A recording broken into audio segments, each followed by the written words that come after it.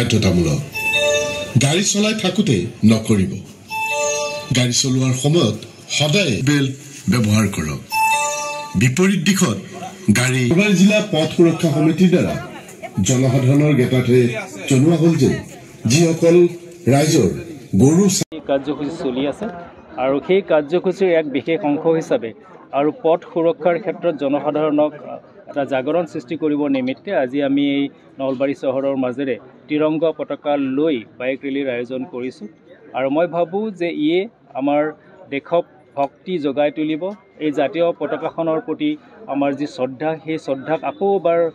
অনুভৱ কৰিবলৈ সকলোকে প্ৰেৰণা যোগাব আৰু পথ সুৰক্ষাৰ ক্ষেত্ৰত মানিবলগীয়া নিয়ম সম্পৰ্কেও মানুহবিলাকখিনি অৱগত হ'ব আৰু ৰাইজ সুৰক্ষিত হৈ থাকিব নলবাৰী দিৱস 14 আগষ্ট সকলোৱে জানে এই দিনটোতে আমাৰ জিলাখন স্থাপিত হৈছিল আৰু নলবাৰী জিলা দিৱসৰ 14 তাৰিখৰ দিনা অসমৰ মাননীয় মুখ্যমন্ত্ৰী মহোদয় আহিব 27টা আমি আঁচনি লৈছোঁ তাৰে 8টা আমাৰ ইনাগুৰেশ্যন হ'ব আৰু বাকীকেইটা আমাৰ ফাউণ্ডেশ্যন ষ্টন লেয়িং হ'ব গতিকে মই ভাবোঁ যে এই প্ৰতিষ্ঠা দিৱসটো বা জিলা দিৱসটো নলবাৰীবাসীৰ কাৰণে এক সুখবৰ কঢ়িয়াই আনিছে শুভবাৰ্তা কঢ়িয়াই আনিছে আৰু 15 আগষ্টত আমি সকলোৱে মিলি পেলাই ৰাষ্ট্ৰীয় পতাকা উত্তোলন কৰিম আৰু আমাৰ দেশৰ প্ৰতি আমি নিজক সমৰ্পণ কৰিম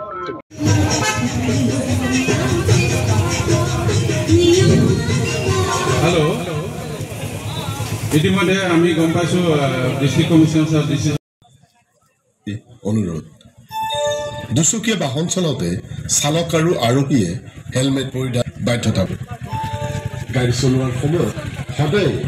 বেল্ট ব্যৱহাৰ কৰক বিপৰীত দিশত গাড়ী নচলাব সুৰাপান কৰি গাড়ী নচলাব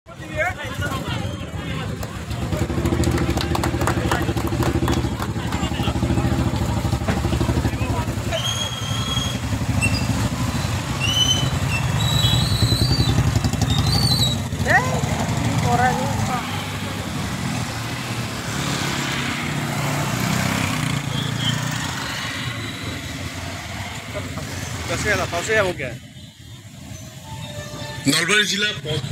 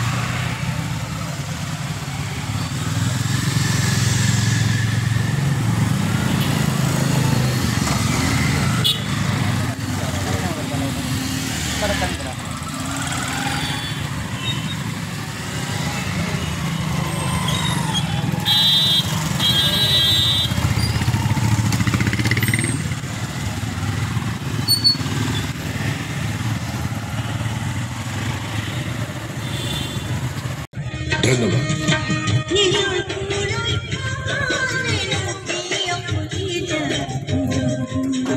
উন্মোচন কৰিব নলবাৰী সন্মানীয় জিলা আয়ুক্ত মহোদয় ছাৰে তেখেতক দুআষাৰ ক'বলৈ আহ্বান জনাইছোঁ।